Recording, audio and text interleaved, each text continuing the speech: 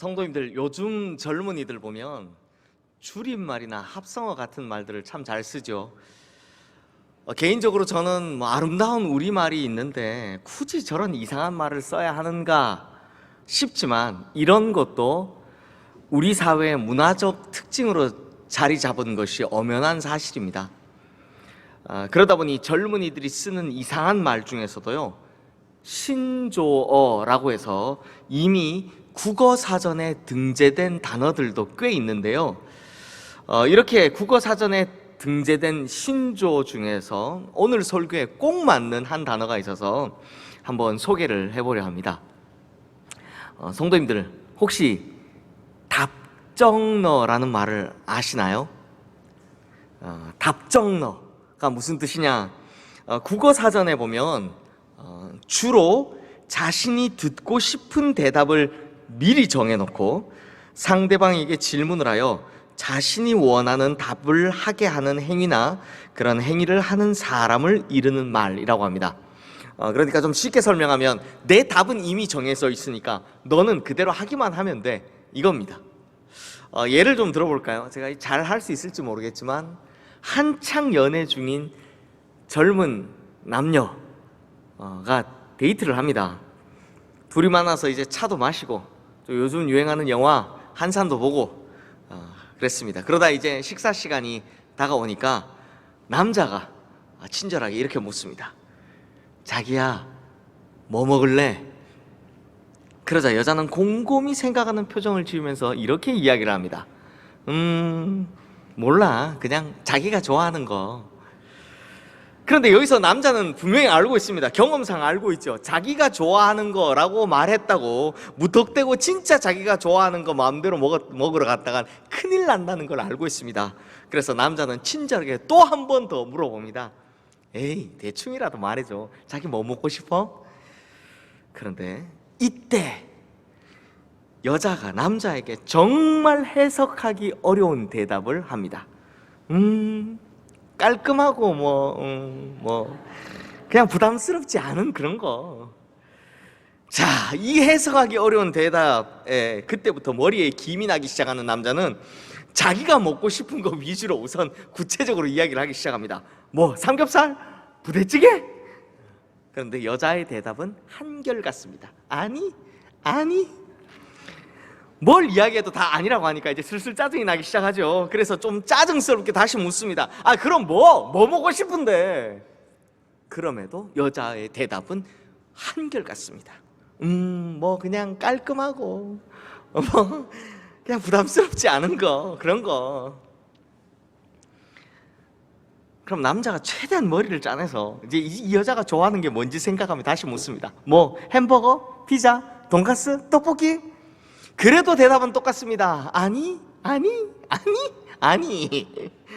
이쯤 되면 남자는 포기하고 싶어집니다. 도통 답을 모르겠으니까요. 그런데 사실 이 여자의 머릿속엔 먹고 싶은 것이 이미 자리를 잡고 있습니다. 바로 파스타입니다. 그러니 이 여자는 자기 남자친구가 파스타 먹으러 가자라고 말해주길 바라며 기다리고 있는 겁니다. 그러므로 성도님들, 이 여자에게 답은 이미 정해져 있죠. 파스타.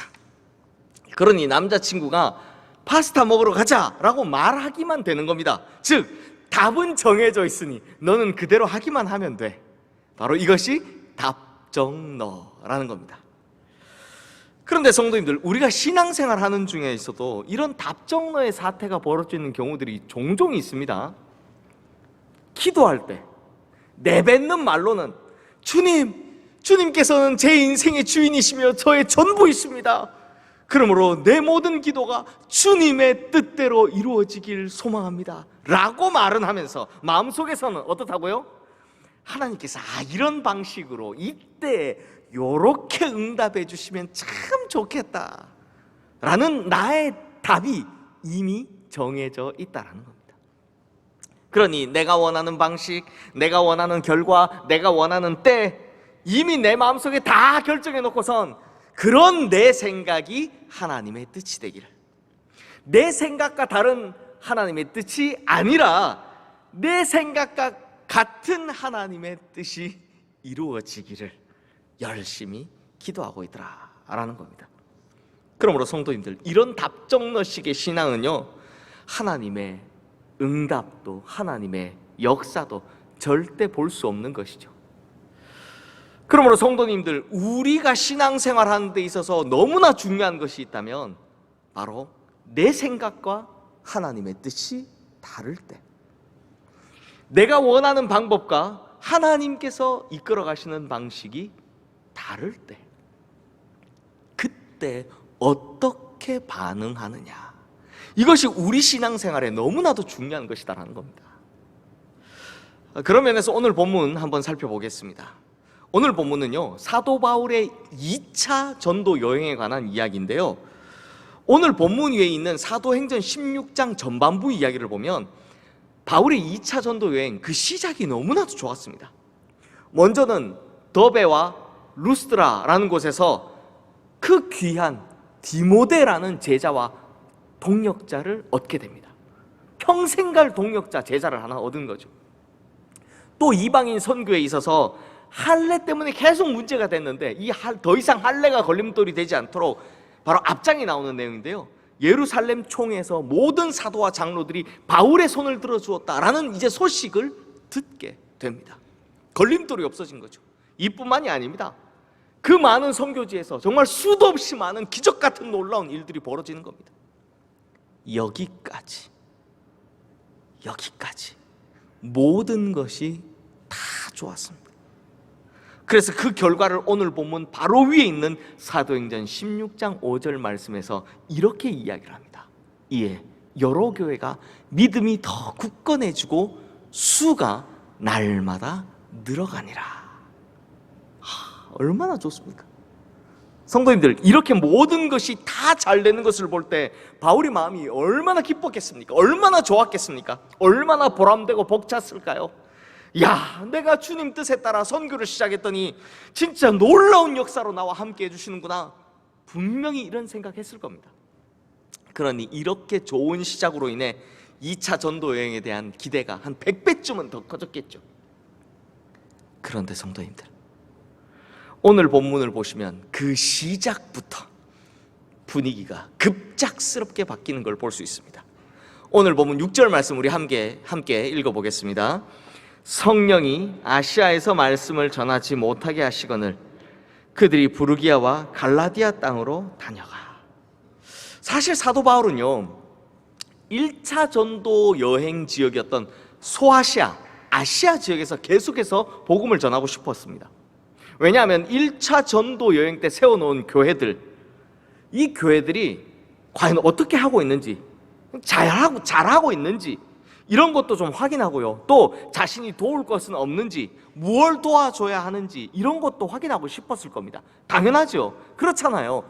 이게 바울이 돌아다니면서 교회만 세웠을 뿐이지 뭐 지금처럼 목회자가 있는 것도 아니고 성경책이 있는 것도 아니잖아요. 그저 백지와 같은 상태에서 모든 것을 스스로 헤쳐나가야 하는 그 선교지의 교회들이 얼마나 궁금했겠습니까? 얼마나 걱정됐겠습니까? 그래서 아시아로 가고 싶었던 겁니다. 그런데 문제는 이 아시아에서 말씀을 전하지 못하게 되었다는 겁니다. 그런데 더 큰 문제가 있죠.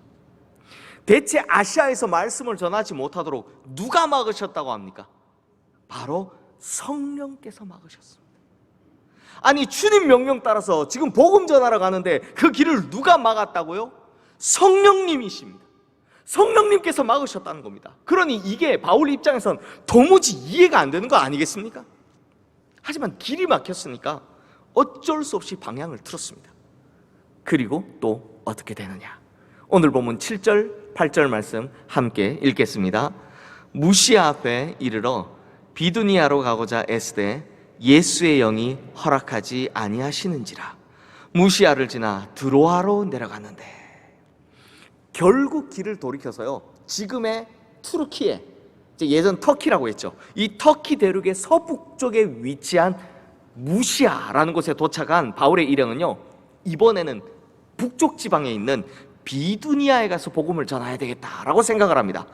왜 비두니아를 선택했냐면, 비두니아는 상권이 발달한 곳이라서요, 많은 지역 출신 사람들이 막 한 번에 모이는 곳이니까 그 많은 족속들에게 한 번에 복음을 전할 기회를 잡아야 되겠다라고 생각했던 것 같습니다. 그런데 어떻게 되었다고요? 이번에는 또 누가? 예수의 영이 허락하지 않으셨습니다. 성도님들 참 이상하지 않습니까? 아니, 예수님께서 복음 전하라고 하셨잖아요. 그것도 승천하시기 전 마지막에도 땅끝까지 이르러 내 증인이 되라 라고 부탁하셨잖아요. 그래서 그 명령 따르느라 자기 인생, 자기 꿈, 자기 생활, 자기 가족, 심지어 자기 출세길까지 이런 것들을 싹 다 포기하고 주님 명령 따라 복음 전하러 가는데 성령께서 또 예수의 영이 그걸 막으시다니, 야, 이거야말로 정말 이해 안 되는 일 아니겠습니까? 게다가 6절 말씀에 보면요, 성령이 아시아에서 말씀을 전하지 못하게 하시거늘 이라는 말이 나오는데, 여기서 못하게 하셨다는 말이 헬라어로 콜로스입니다. 이 단어의 뜻이 뭐냐? 원래 뜻은 잘라버리다라는 말입니다. 그래서 이 단어가 보통 언제 쓰이느냐? 가지치기 할 때, 가지를 잘라버릴 때 이런 단어를 씁니다. 그러니 지금 복음 전하러 가는데 그것도 예수님의 마지막 부탁이었고, 그래서 자기 사명인데 오히려 가는 곳곳마다 성령께서, 예수의 영이, 그러니까 하나님께서 그 길을 막으셨다. 그냥 막으신 것도 아니고 그 길을 잘라버리셨다라는 겁니다. 하나님이 직접 그 길을 잘라버리셨다. 성도님들, 이럴 때를 뭐라고 하는지 아십니까? 바로 절망이라고 합니다. 실제 절망이란 말이 끊을 절자에 바랄 망자가 쓰여지거든요. 즉 소망이 잘려버렸다라는 겁니다.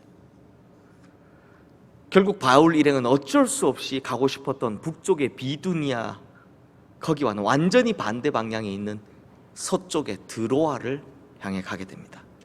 그런데 이 드로아는요, 바울에게는 진짜 절망의 땅이었습니다. 왜냐하면 드로아는 항구 도시거든요. 이게 무슨 말이냐?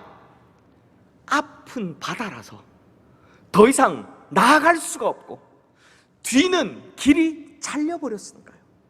그러니까 바울에게 드로아는 앞뒤가 다 꽉 막힌 그야말로 절망의 땅, 좌절의 땅일 수밖에 없었던 겁니다. 성도님들, 우리는 이미 이 뒤의 결과를 알고 있어서 큰 공감이 안 될 수 있지만, 만약 우리가 아무런 결과를 알지 못한 채 이 정도의 코너에 몰리게 되면 그때 어떤 마음이 들겠습니까? 제가 만약 이때 바울이었다면, 야, 이거 하나님께서 나를 버리신 건가? 이런 생각했을 것 같습니다. 하나님께서 이제 나한테 그만두라고 하시는 건가? 나 이제 끝난 건가? 하여튼 별의별 생각 다 들었을 것 같습니다. 그런데 성도님들, 절망의 땅 드로아에서 참으로 신기한 일이 벌어집니다. 오늘 본문 9절 10절 말씀 우리 함께 읽겠습니다. 밤에 환상이 바울에게 보이니 마게도냐 사람 하나가 서서 그에게 청하여 이르되 마게도냐로 건너와서 우리를 도우라 하거늘, 바울이 그 환상을 보았을 때 우리가 곧 마게도냐로 떠나기를 힘쓰니 이는 하나님이 저 사람들에게 복음을 전하라고 우리를 부르신 줄로 인정함이로라. 사랑하는 성도님들, 바울은 분명히 아시아에 가서 선교하고 싶었습니다. 무슨 말입니까? 스스로 답을 정했던 것이죠. 바로 답정너였던 것입니다. 자기가 답을 냈으니 하나님께서는 도와주시기만 하면 된다라고 생각했던 겁니다. 더군다나 이 일은 주님의 명령을 따르는 복음 전하는 일이었기 때문에 무조건 자기의 생각이 맞다고, 무조건 자기의 신념이 옳다고 생각했던 겁니다. 확신했었습니다. 하지만 하나님께서 내리신 답은 달랐습니다. 바다 건너 마게도냐라는 곳에서, 바로 유럽에서 복음을 전하라, 아시아가 아닌 유럽에서 복음을 전하라, 이것이 바로 하나님의 답이었다라는 것입니다. 성도님들, 결국 바울은요, 답정너의 자세를 포기하고 하나님께서 정하신 길로 갔습니다. 그랬더니 무슨 일이 벌어졌습니까? 그렇게 바다 너머 서쪽에 갔더니 먼저 빌립보에 이르게 됩니다. 또 데살로니가에도 이르게 되고요, 그리고 고린도에도 이르게 되고요, 에베소에도 이르게 됩니다. 그리고 그 모든 곳에 발 닿는 곳마다 바울은 교회를 세우게 됩니다. 성도님들 한번 보십시오. 이후에 바울이 이 교회들에게 보낸 편지들이 뭡니까? 지금 우리가 성경에서 보고 있는 바로 이 서신서들 아닙니까? 빌립보서, 데살로니가전서, 데살로니가후서, 에베소서, 고린도전서, 후서, 이 모든 것들이 다 그때 세워진 교회에 보낸 편지들이다라는 겁니다. 즉 바울이 바다 건너 서쪽으로 가지 않았다면 지금 보는 우리 이 성경의 서신서는 없었을 거죠. 그리고 거기서 또 누구를 만납니까? 빌립보에서는요, 두아디라 성의 옷감 장사인 루디아를 만나고요, 또 그 유명한 말씀이죠. 주 예수를 믿으라, 그리하면 너와 내 집이 구원을 얻으리라 라는 이 말로 전도했던 간수도 만나게 됩니다. 그리고 신사적이고 간절한 마음으로 말씀을 받고 이것이 그러한가 날마다 성경을 상고함으로 믿는 사람이 많았던 베레아의 그 많은 성도들도 만나게 되고요, 아테네에서는 에피쿠로스와 스토아 학파 철학자들을 만나서 그들 앞에서 보이지 않는 신에 대해 아레오바고 설교를 하게 됩니다. 고린도에서는 그 유명한 부부죠, 브리스길라와 아굴라를 만나게 되고 또 회당장인 그리스보도 만나게 됩니다. 그리고 에베소에서는 아볼로를 만나고, 그리고 두란노소원에서 2년 동안 강론하며 수많은 사람들을 만나게 됩니다. 그러니까 서신서에 나오는 주요한 교회들, 또 사도행전 후반부에 나오는 그 많은 주인공들 다 여기서 줄줄이 만나게 되었다는 겁니다. 그리고 정말 중요한 사람. 자, 성도님들, 오늘 보면 6절 한번 자세히 보십시오. 이 6절의 주어가 뭡니까? 그들이죠. 그들. 그러니까 여기서 말하는 그들은 당시의 바울의 일행, 즉 바울, 실라, 그리고 합류한 디모데를 말하는 겁니다. 그런데 성도님들, 오늘 보면 10절 말씀 한번 보십시오. 이번엔 주어가 뭐라고 써 있습니까? 바울이 그 환상을 보았을 때 우리가, 또 하나님이 저 사람들에게 복음을 전하라고 우리를 부르신 줄로, 바로 우리로 주어가 바뀌어 있습니다. 그러니까 주어가 6절에서 10절 이 사이에 그들에서 우리로 바뀐 겁니다. 뿐만 아니라 사도행전은요, 이 구절 이후로 마지막 28장 끝날 때까지 주어가 전부 우리로 바뀌어 있다는 걸 볼 수 있습니다. 이게 무슨 말이냐? 바로 사도행전을 기록한 사람, 사도행전을 쓴 그 사람이 그때의 이 무리에 합류했다는 겁니다. 그래서 그때부터 자신을 포함한 우리라는 1인칭 복수형 주어를 계속해서 사용하고 있다는 겁니다. 그렇다면 성도님들, 제가 찬양대 물어볼까요? 사도행전 누가 썼습니까? 누가 썼습니까? 힌트 드렸는데 자신 있게 대답하십시오. 사도행전, 네, 사도행전 누가가 썼습니다. 누가복음 쓴 그 누가가 바로 이 사도행전을 쓴 겁니다. 그렇다면 지금 무슨 일이 벌어졌다는 겁니까? 바울 일행이요, 아픈 망망대해이고 뒤에는 모든 길이 잘려져 버린 절망의 땅 드로아에 도착한 바로 그때 하나님께서는 거기서 누가를 만날 수 있도록 예비해 두셨다는 겁니다. 이 바울이 누가를 만날 수 있도록 그 절망의 땅에서 딱 준비를 하고 계셨다는 겁니다. 그럼 여기서 만난 이 누가가 왜 특별하냐? 성도님들, 갈라디아서 4장 13절 말씀에 보면 아시아로 가고자 했던 바울을 성령께서 어떤 방법으로 막으셨는지에 대해서 상세히 기록하고 있습니다. 내가 처음에 육체의 약함으로 말미암아 너희에게 복음 전한 것을 너희가 아는 바라. 그러니까 성령께서 바울의 몸을 아프게 하셔서 아시아로 가지 못하게 하셨고, 그래서 덕분에 유럽으로 오게 되었다, 이 말을 쓰고 있는 겁니다. 몸이 아팠다라는 거죠. 그런데 이 누가 뭐 하던 사람입니까? 골로새서 4장 14절 말씀에 보면 누가의 원래 직업은 의사입니다. 그러므로 바울이 몸이 아파서 실패한 그 순간 하나님께서는 의사인 누가를 몸이 약한 바울의 동역자로 딱 준비해 놓고 계셨다는 겁니다. 어디에서요? 드로아, 절망의 땅 드로아에서요. 실제로 바울은요, 그의 생의 마지막인 로마에 가서 참수형을 당하기까지 매질당하죠. 채찍질당하죠. 옥살이하죠. 그런 반복되는 고통 속에 살았습니다. 그의 몸이 정상일 리가 없죠. 게다가 바울은 평소부터 원래부터 지병을 앓고 있었습니다. 그래서 바울이 참 병약한 체질이었다라는 것을 성경 곳곳에서 발견할 수 있습니다. 그래서 하나님께서는 이런 바울을 위해 의사인 누가를 붙여주셨다는 겁니다. 어디에서? 이 드로아에서요. 게다가 누가는요, 유럽 문화권에서 자란 사람이기 때문에 유럽 문화에 굉장히 익숙한 사람입니다. 특히 언어, 헬라어에 굉장히 강했던 사람입니다. 그래서 바울의 유럽 선교에 가장 큰 도움이 되어주었던 사람 누구다? 바로 이 누가였습니다. 그리고 의사잖아요. 성격이요, 굉장히 꼼꼼합니다. 분석적이고 논리적입니다. 그래서 이 누가로 하여금 하나님께서는 바울의 일거수일투족을, 선교의 역사를 기록하게 하셨습니다. 그것이 바로 지금 우리가 보고 있는 사도행전이 된 겁니다. 그러니 성도님들, 이렇게 보면 그 길을 막으셨던 하나님의 계획하심과 역사하심이 참으로 놀랍고도 오묘하지 않습니까? 다시 돌아와 성도님들, 우리가 신앙생활을 하는 가운데 가장 많은 오류를 범하는 것이 있다면 바로 이 답정너식 신앙생활입니다. 내가 원하는 대답, 내가 바라는 응답 이미 정해졌으니 하나님께서는 그렇게 인도해 주시고 그렇게만 진행해 달라는 참으로 무지하게 교만한 모습으로 신앙생활하는 때가 참 종종 있습니다. 그러면 그때 하나님께서는 어떻게 하시느냐? 포기하게 만드시는 겁니다. 그때는 성령님을 통해서라도, 예수의 영을 통해서라도 단호히 그 길을 막으시는 겁니다.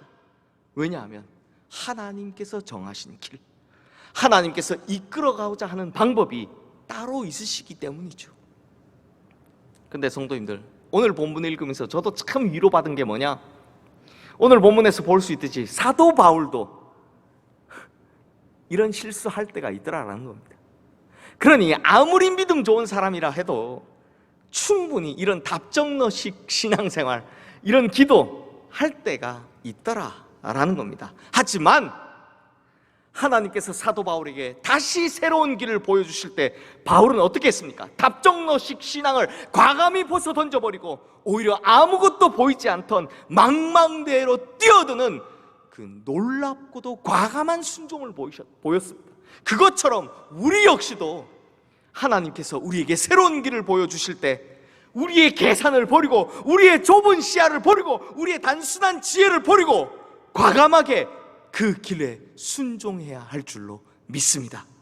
그러면 우리도 사도 바울처럼 진정한 하나님의 그 놀랍고도 오묘한 인도하심과 계획하심, 역사하심을 그냥 맛보기가 아니라 놀랍고도 강하게 체험하게 될 줄로 믿습니다. 이제 말씀을 마무리하겠습니다. 지금부터 제가 해드리고 싶은 이 이야기는 누구의 이야기인지 사실 확인이 안 된 이야기라 신빙성이 있는지는 모르겠지만 어느 선교사님이 쓴 글에서 그분도 이걸 옮겨온 내용을 쓴 걸 제가 읽은 적이 있어 말씀을 드리려 합니다. 어떤 이야기냐? 어느 교회에 한 여자 청년이 있었다고 합니다. 그러니까 청년이니까 아직 시집 안 간 거죠. 근데 이 청년이요, 원래부터 믿음이 좋기도 했는데, 그리고 참 열심히였는데 특별히 인도 선교사로 가야 되겠다라고 서원을 했다고 합니다. 내가 인도의 선교사로 가야 되겠다. 그래서 정말 가정 형편은 어려운 가운데서도 아르바이트 해가면서 신학교 입학해서 공부하고 겨우 그 아르바이트로 돈 모아서 학비 내면서 마치고요. 또 틈틈이 시간 내서 힌디어, 인도 가면 말이 통해야 되니까 힌디어 훈련 과정도 다 끝냈다고 합니다. 이제 진짜 준비가 다 됐으니 정말 선교를 가기만 하면 되는데, 그래서 선교 본부에 신청해서 이제 후원도 다 받고 파송도 다 받게 되었는데 하필 그때 갑자기 언니네 가정에 큰 어려움이 닥쳤다고 합니다. 그러니까 무슨 일이냐 하니 불행하게도요, 언니네 부부가 교통사고를 당해서 아들 셋, 딸 하나, 이렇게 4명의 아이만 남겨두고 부부가 한날 한시에 하늘나라로 가버린 겁니다. 게다가 이 집안에는 부모님도 이미 세상을 떠난지라 형편이 어렵다 그랬잖아요. 그러다 보니 아무도 이 아이들을 양육할 사람이 없는 겁니다. 졸지에, 이 결혼도 못한 이 자매가 졸지에 이 아이 넷의 양육자가 된 겁니다. 그러니 이 아이들을 놔두고 도저히 선교를 갈 엄두가 안 나는 거죠. 그래서 며칠 동안 고민을 하면서 기도를 하는데 갑자기 왜 자기에게 이런 일이 생겼는지, 아니 지금까지 자기가 얼마나 어렵게 이걸 준비해 왔는데 하필 이때 이런 일이 벌어졌는지 하나님이 그렇게도 원망스럽더랍니다. 그런데 이 아이들을 보고 있자니 도저히 놔두고 갈 수가 없는 거죠. 그래서 이 자매가 속으로 생각을 합니다. 아, 내가 서원한 길은 하나님께서 원하시는 길이 아닌가 보다 라고 생각을 하고 이제 자신을 파송하려 했던 선교본부에 이런 편지를 씁니다. 저는 인도 선교사가 되기를 원했지만 하나님께서 정하신 길은 따로 있는 것 같습니다. 선교를 가지 못하게 되어서 너무나 죄송합니다. 그리고 25년이란 시간이 흐릅니다. 그런데 이 자매가요, 25년이란 시간이 흐른 후 다시 이 선교본부에 편지를 씁니다. 근데 그 편지의 내용이 이렇습니다. 하나님께서는 저의 기도를 25년 만에 3배로 이루어 주셨습니다. 이제 저의 3 자녀를 인도의 선교사로 파송해 주십시오. 대체 무슨 일이 벌어졌는가 하니 그녀가 키운 이 아이들 믿음 안에서 잘 성장해서요, 그 중에 3명이, 4명 중에 3명이 자기들 이모가, 사실 어머니 역할을 해준 이 이모가 못 간 인도 선교사를 자기들이 가겠다라고 서원을 했다는 겁니다. 성도님들, 그렇습니다. 만약 그녀가 하나님의 이 놀라운 계획을 모른 채 그저 답정너식으로 아이들 다 내팽개치고 선교에 갔다면 인도 선교사는 몇 명? 1명. 그리고 이 아이들은 부모 없이 어떻게 자랐을지 모를 일입니다. 이런 신앙도 다 모르겠죠. 하지만 내 뜻과 다르지만 하나님의 뜻에 맞추고 내가 생각한 타이밍과 다르지만 하나님의 타이밍에 맞춰서 하나님께서 정하신 길로 갔더니 아이들은 믿음 안에서 잘 자라게 되었고 또 인도에는 1명이 아닌 3명의 선교사를 파송할 수 있게 되었다는 겁니다. 그렇습니다, 성도님들. 우리 인생의 어떠한 질문에, 그 어떠한 질문에도 정답은 언제나 하나님의 뜻입니다. 우리가 어떠한 선택의 기로에 서든지 정답은 항상 하나님의 뜻입니다. 그러므로 우리 인생에 일어나는 모든 문제와 선택에 대한 답은 오직 하나님의 뜻, 이것뿐이라는 것입니다. 그러므로 우리 성도님들도 언제나 어디서나 무엇이든지 하나님의 뜻이라면 무조건 순종하겠다라는 신앙의 자세 가지시기를 주님의 이름으로 축원합니다. 그래서 이 사도 바울처럼 하나님의 놀랍고도 오묘한 역사를 경험하며 살아갈 뿐만 아니라 사도 바울과 같이 하나님의 역사에 길이 남을 위대한 신앙인들 되시기를 주님의 이름으로 축원합니다. 기도하겠습니다. 우리를 가장 좋은 길로 인도하시는 하나님 아버지, 지금까지 우리의 신앙생활이 우리의 교만으로 인해 하나님보다 앞서 나가거나 또는 믿음 부족으로 인해 하나님의 인도하심을 신뢰하지 못했음을 인정하고 이 시간 회개하며 나갑니다. 이제부터는 내가 정한 답을 포기하고 하나님께서 정하신 답을 따라가 결국 하나님의 오묘하고도 그 놀라운 인도하심을 받고 하나님의 역사하심을 목도하게 하여 주시옵소서. 그래서 하나님의 위대한 역사를 함께 이뤄가는 위대한 신앙인들 다 되게 하여 주시옵소서. 특별히 어떤 질문, 어떤 상황, 어떤 선택의 순간에서든 하나님의 뜻을 유일한 해답으로 삼아가는 우리 모든 성도님들 되게 하여 주시옵소서. 그래서 우리의 인생의 결론은 사도 바울처럼 찬란하고도 아름다운 역사로 점철되게 하여 주시옵소서. 항상 우리를 가장 좋은 길로 인도해 주시는 우리 주 예수 그리스도의 이름으로 기도드리옵나이다. 아멘.